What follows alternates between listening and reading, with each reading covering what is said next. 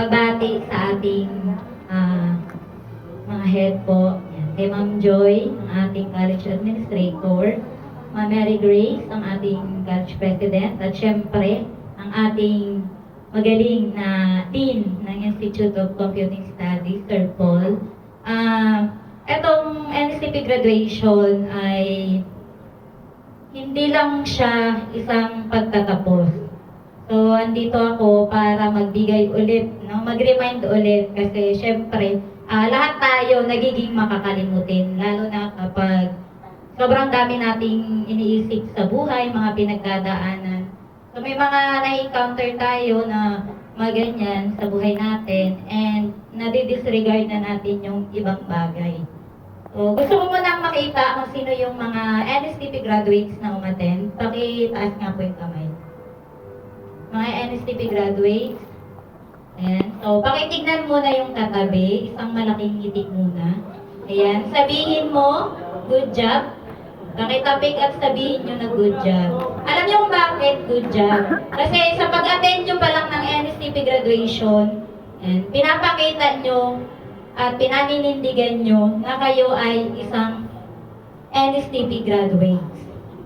Diba? So, pag sinabi natin graduation, baka iniisip natin, ay, graduate na ako sa NSTP. Hindi na ako maglilinis. Diba? Parang gano'n yung nagiging mindset ng iba. Hindi na ako maglilinis, hindi na ako attend kapag may mga ganap, nare-require ng NSTP. Hindi po gano'n. No? Hindi porket graduate na, dahil lang, sige, gawin ko dahil ito ang requirements para maka-graduate ako, hindi po siya ganun. No? Kapag sinabing NSTP graduates, ito ay simula ng isang responsibilidad. Responsibilidad na naman. Ganun ba? Ito ay isang responsibilidad. Bakit? Dahil kayo, bilang isang kabataan at bilang isang Pilipino, naniniwala ang bansa natin, ang gobyerno natin, at personally kami sa PCB, naniniwala kami na mga NSTP graduates ng PCB ay merong pakialam. Anong pakialam? Ito ay sa pamamagitan ng pagiging isang responsableng estudyante, anak,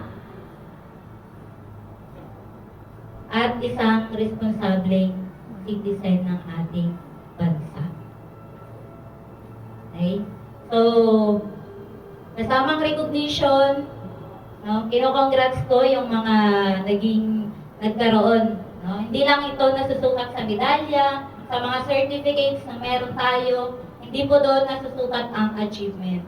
Bilang isang NSTP students, masusukat din ito kung ano yung nagawa natin. Hindi lang sa buhay natin, sa buhay ng pamilya natin, kundi sa buhay ng mga taong mga kasalamuhan natin.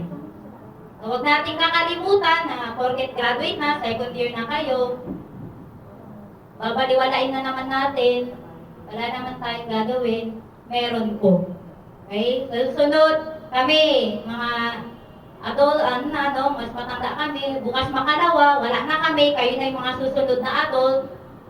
Lalo na sa mga issue natin ngayon, no, na nakikita natin, sana kayo yung mga susunod na henerasyon, na sa inyo din magsisimula na mas lalong maipasa yung mga values sa mga susunod na henerasyon. Yung mga magagandang values. Yung mga values na natutunan nyo dito, diba, sa pagkakandak ninyo ng mga community service, sa mga taong nakakasalamuhan ninyo, pulutin po ninyo yung mga magagandang values. Kasi paulit-ulit na binabanggit sa atin, aanhin natin yung pagiging magaling natin.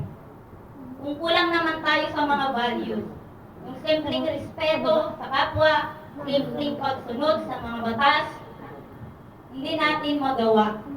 Diba? Aanhin natin yung pagiging, sobrang dami nating certificates, medal.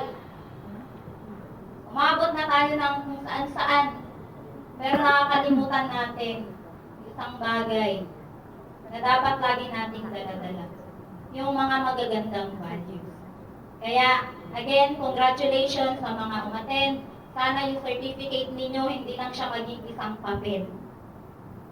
Isabuhay po ninyo. Hindi lang siya papel, gawin ninyo sa action. So, yun lang. Again, congratulations everyone.